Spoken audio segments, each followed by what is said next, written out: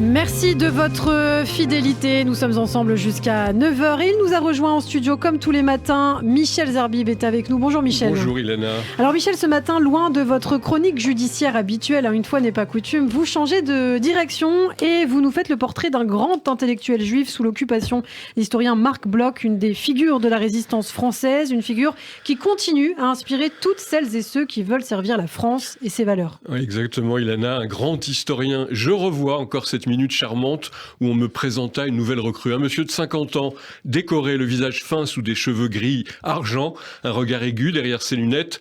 Mon visiteur me sourit en me tendant la main.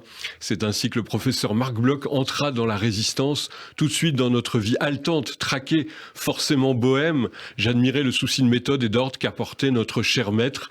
Il nous apprenait avec zèle les rudiments de l'action illégale et de l'insurrection. Et l'on vit bientôt le professeur en Sorbonne partager avec flegme cette épuisante vie de chien de rue que fut la résistance clandestine dans nos villes. Il aimait le danger et il avait, comme parle Bossuet, une âme guerrière maîtresse du corps qu'elle anime.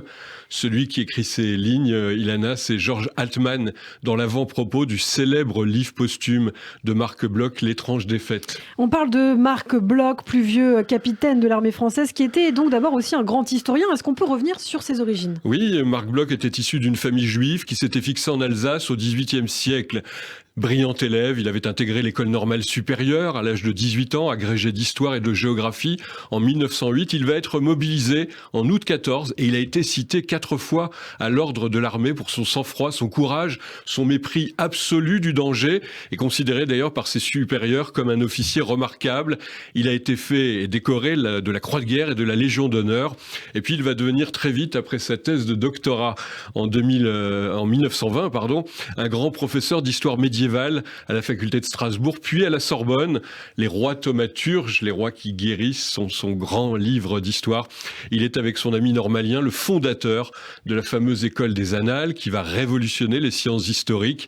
Et en 1939, Marc Bloch, malgré son âge, il a 53 ans, et sa famille nombreuse, est mobilisé à sa demande, chargé à l'état-major de la première armée de liaison avec les Anglais. Début juillet 40, il va donc rédiger ce livre, L'étrange défaite, ce maître-livre qui raconte les raisons de la débâcle française et qui ne sera publié qu'en 1948 et traduit à l'étranger. Écoutez ce qu'il écrit d'ailleurs de son état civil et de sa judéité. Il dit, Marc Bloch, je suis juif. Sinon par la religion, que je ne pratique point, du moins par la naissance. Je n'en tire ni orgueil ni honte, étant assez bon historien pour n'ignorer point que les prédispositions sont un mythe, une notion même de race, une absurdité. Je ne revendique mon origine. Il n'a que dans un seul cas, en face d'un antisémite. Un grand patriote qui va entrer dans la résistance face au fascisme et au régime de Vichy, donc, mais il finira malheureusement sa vie de manière dramatique. Oui, il a été arrêté en mai 44 à Lyon par la Gestapo, atrocement torturé à la prison de Montluc. Marc Bloch est présenté d'ailleurs par les nazis comme le chef juif d'une bande d'assassins. Le 16 juin, on le fera monter dans un camion avec d'autres résistants. Un jeune garçon pleurait près de lui. Marc Bloch va essayer de le rassurer. Tu verras, nous allons être fusillés, mais ça ira vite. Marc Bloch sera d'ailleurs le premier fusillé. En tombant, il cria « Vive la France !» J'affirme donc face à la mort que je suis né juif, dans un monde assailli, et c'est très beau cette phrase, par la plus atroce barbarie, la généreuse tradition des prophètes hébreux ne demeure-t-elle pas une de nos meilleures raisons de vivre, de croire et de lutter ? Je n'ai jamais éprouvé que ma qualité de juif m'empêchait d'être un grand patriote. Du moins puis-je, encore Marc Bloch, en toute sincérité me rendre ce témoignage. Je meurs, j'ai vécu en bon français, c'est ce qu'il écrit dans son livre, à lire absolument, donc L'étrange défaite. On aurait tellement aimé qu'il survécût et assistât à la résurrection de l'État d'Israël.